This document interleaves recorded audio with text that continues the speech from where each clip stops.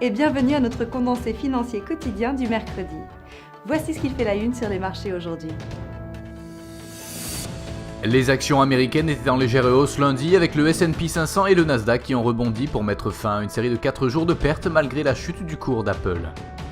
La réunion de la BCE le 13 septembre pourrait produire des vents contraires pour l'euro car le conseil de gouvernance n'est pas pressé d'arrêter son cycle d'assouplissement.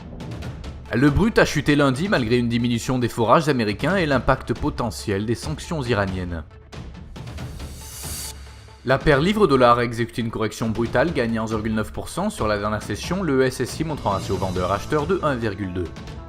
La paire dollar-yen a affiché de légers gains sur les deux dernières sessions en hausse de 0,3%, le SSI montrant un ratio vendeur-acheteur de 1,6. Le cours du pétrole brut a perdu 0,4% sur la dernière session, le SSI montre un ratio acheteur-vendeur de 1,2. Le cours de l'or a montré un mouvement baissier chutant de 0,3% sur les deux dernières sessions, le SSI montre un ratio acheteur-vendeur de 5.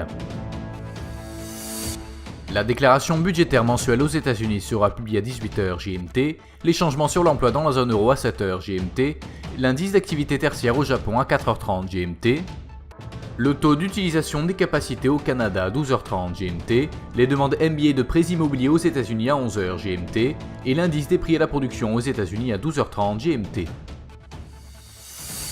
Nous espérons que vous avez apprécié nos perspectives marchés de ce mercredi. Nous vous souhaitons, de la part de toute l'équipe, une journée productive sur les marchés. N'oubliez pas de vous connecter demain matin pour retrouver les dernières nouvelles et événements des marchés financiers.